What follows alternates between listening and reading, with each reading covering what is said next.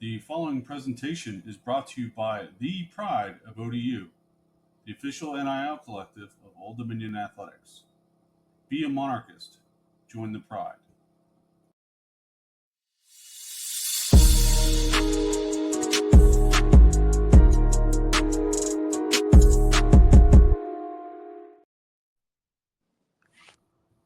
Monarch Nation, welcome back to the Monarchists Basketball Show. We are here with Coach DeLisha Milton-Jones of the 11-4 Old Dominion women's basketball team. Off to an 3-0 unbeaten start in conference play. But before we get to conference play, I want to talk about this Virginia State game just because it's so interesting. I mean, you originally had Delaware scheduled. Yes. They had to cancel late because of injuries or players available to them. Mm-hmm. I'm more interested in the scheduling aspect. How did you guys manage to get this game so late and add it on to the schedule? Well, we had to scramble around to see who within close proximity had openings on their schedule. And we thought it was wise to hit Virginia State. I know Coach Nadine over there. This is her second year there.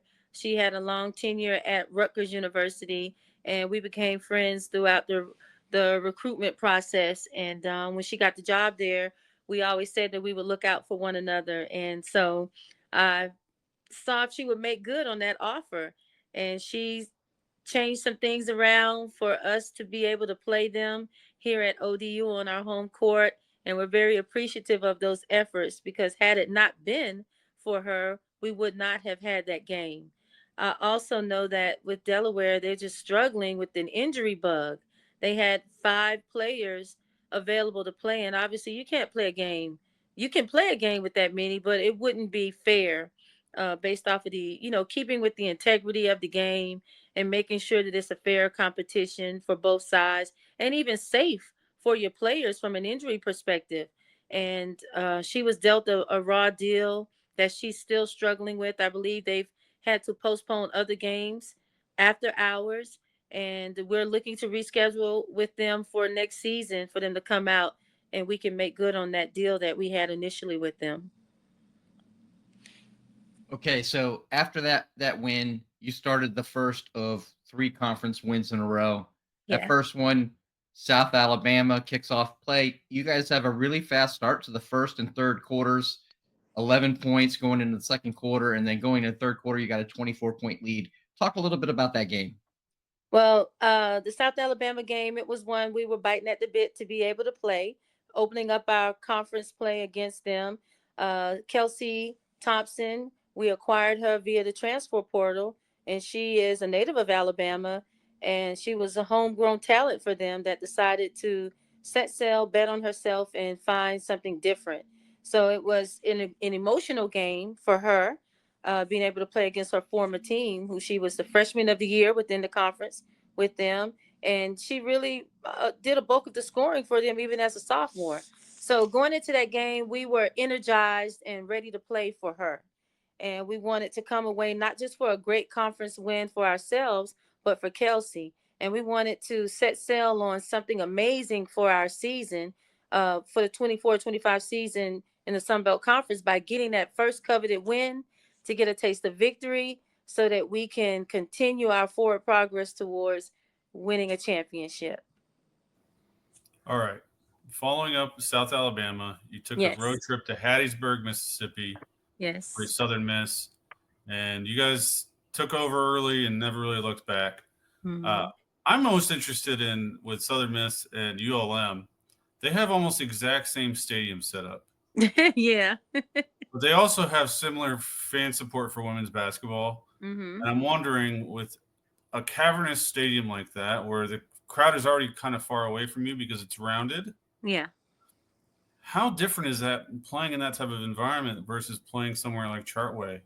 Well, there are pros and cons. The pros is that their fans won't be right on top of you. And normally your opposing team will put their band or the cheerleaders, or their pep squad right next adjacent to your bench so that it would be loud and they would be obnoxious and just constantly in your ear. So that was a benefit of that. But the other cons I would say is that it sucks that those programs don't get the support that women's basketball deserves, because their teams play hard. And they have good products that they put out on the floor, and it's important for their community, their sporting community, to come out and support. There's a tremendous movement behind women's basketball now. So why not dig your heels in and be a part of everything good that is happening? I felt that although their fans didn't come out and support, they had a faithful few, but we had a lot of friends and family of our players that came out by the droves, and they filled the stands, and it was very supportive and an energetic atmosphere for ODU while we were on the road. And then immediately you take the second game in that Monroe. Now this game's closer. Pretty much throughout. Obviously, they clawed back in the end and 3 3-pointers within a really short period of time to Yes. kind of for them to keep it in. But then clutch end of game free throw shooting by India, Simone, and Kelsey. What did you feel that the players kind of how were they feeling on the bench there towards the end as things were kind of touch and go? Well, I think we all were calm, and we understand clearly that the game is filled with runs, and you try your best to minimize how long a team goes on a run. And we knew that they were a high-powered offensive team, especially beyond the three-point line, and they started to throw some Hail Marys out there, and they connected on a few. We still weren't nervous because we knew that a lot of those things were in our control. We made some defensive mistakes late in the game. Thankfully enough, we had a considerate lead, and it was able to kind of buffer us within the choppy waters that we were in those late moments within the game. Nia Valentine did what Nia Valentine does. She lives for the big shot in the big moments. Melanie Thames, she found the rim as well in the clutch moments for them. But yet and still, clutch free throw shooting on our behalf allowed us to be on the sidelines in a celebratory pattern, and um, not nervous or shaken by the moment, understanding clearly that if we make the proper adjustments, we will still be fine because we had good control of the game for the duration of it. Now, we know this is a defensive first team because they're coached by you. When you are evaluating the games, what is the first stat you go to judge how well you played defensively?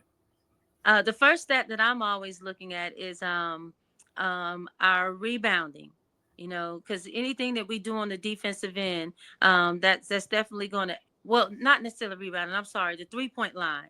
I have to make sure that we've taken away the 3-point line. If we've done that, then we've given ourselves a great chance at winning a ball game.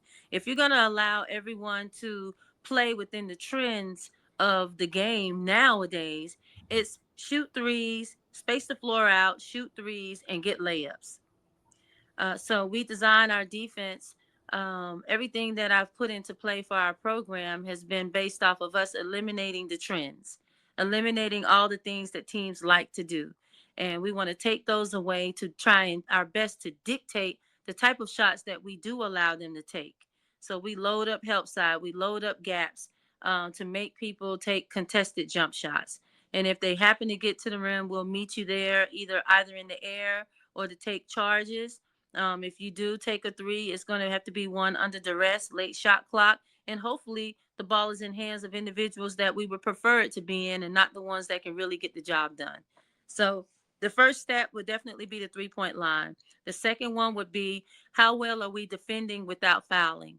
Are we keeping our opponents out of the bonus and getting these free looks at the rim with 5 minutes um, left in the quarter, or are we fouling them at a high rate to where they're penalizing us and punishing us by getting free points for that duration of time within a quarter?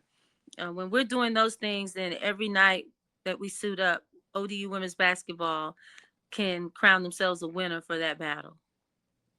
So before we get to Coastal, I kind of have a tangential question off of what Mike just asked. So Okay. the 3-pointer's been around since what 40 plus years, like the late Yeah. 70s, early 80s. Yeah. At what point though did coaching really have to change to like what you're talking about of that the game becoming a 3-pointer, 3 points and layups or 3 points and dunks? Like it even though it came around like that long ago, the game didn't turn that fast.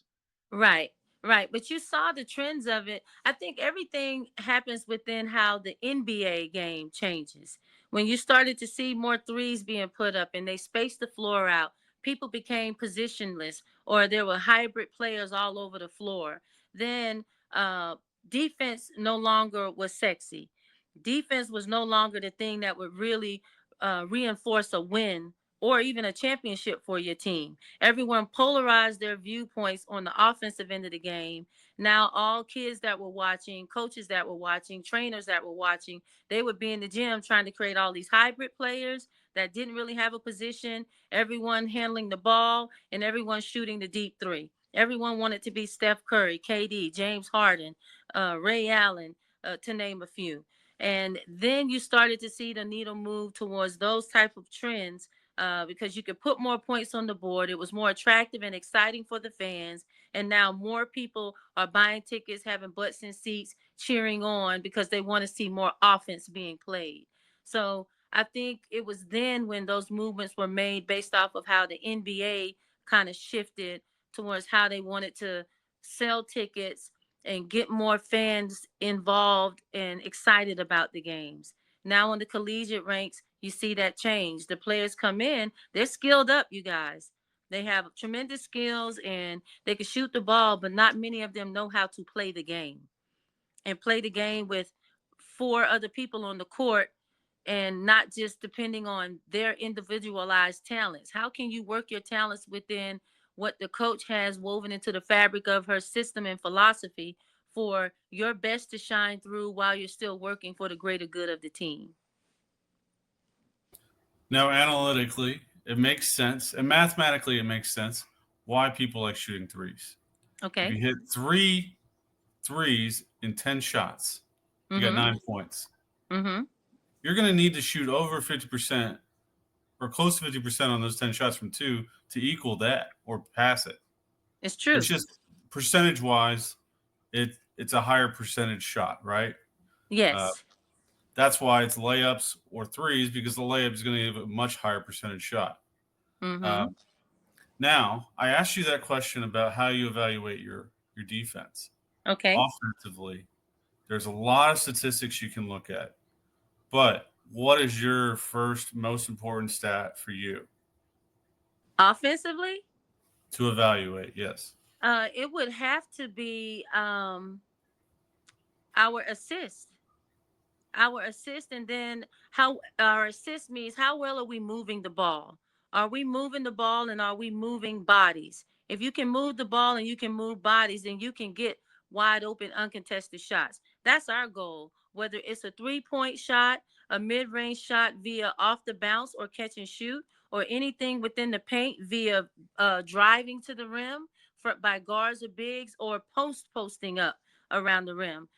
If the ball is moving and bodies are moving, then the ball will find the open player and you will get uncontested looks, whether they're a lesser percentage shot like the three or a higher percentage shot like a layup around the rim. So the assist will tell me if the ball is really moving at the rate that it should.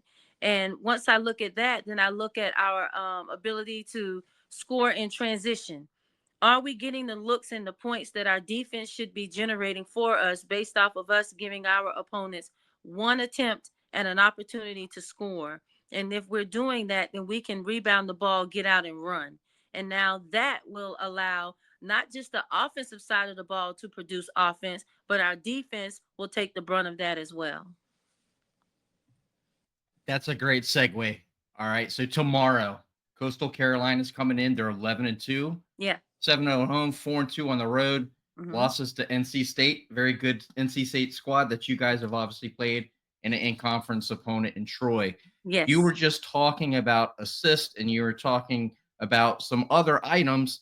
Assist, Coastal, they have over 15 assists a game, more than 2 a game per their opponent. So obviously that'll be an interesting one to watch.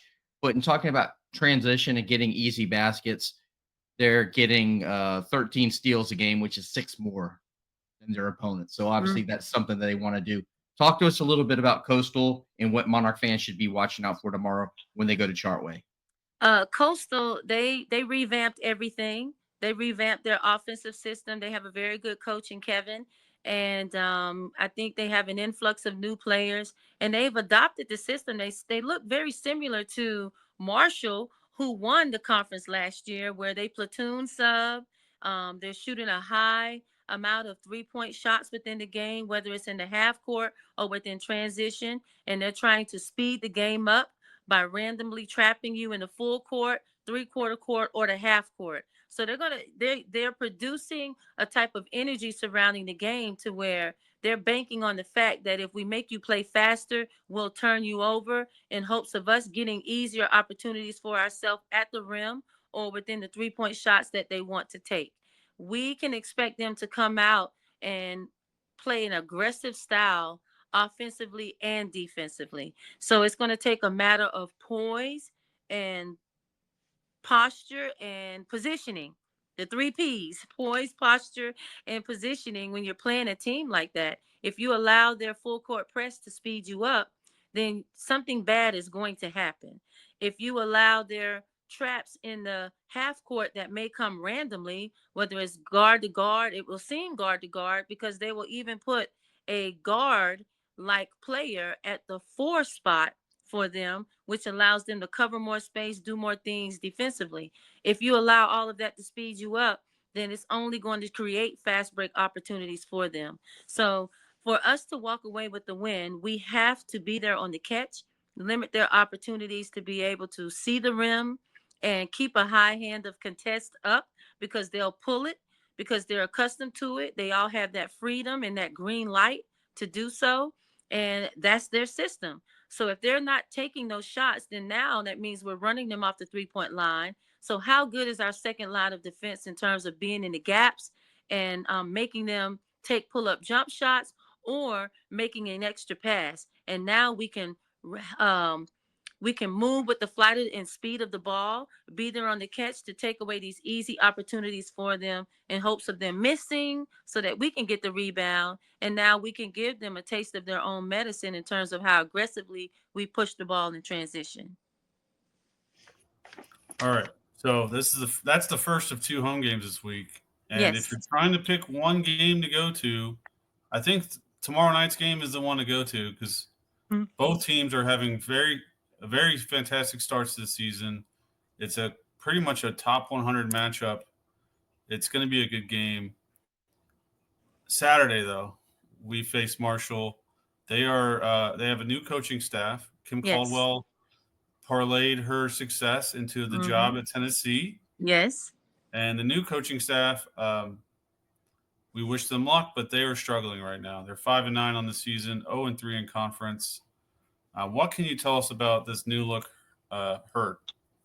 The new look Herd, they have some similarities to the old Marshall team, but when you have a new coach and you're coming into a conference that is tough, you got seasoned vets as coaches, and you have seasoned, mature players on all of these rosters.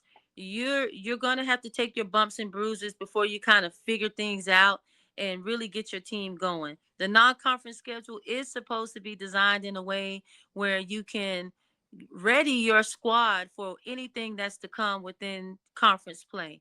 With her being a new coach, the schedule already being set, there was a lot of things that were out of her control. So I think in her position, she's probably just trying to make sure that on a daily basis they are building for the now and for the future in hopes of them gelling together so that they can make a run in the most important moments towards the end of the year. Everyone gets to go to the conference tournament. So whether you're in that bottom group and you have to play 5 games to get to the championship game, or you're in that top 2 where you only have to play 2 to get to be able to go dancing within the tournament, you're going to fight for whatever you can within whatever point you're at in the season. All right. I think everybody needs to get out to Chartway this week. There are 2 opportunities. You just heard about it. But before I let Mike close this out, I want to ask you one fun question, Coach, because we talk about NIL so much, and obviously this show is made available by the Pride of ODU.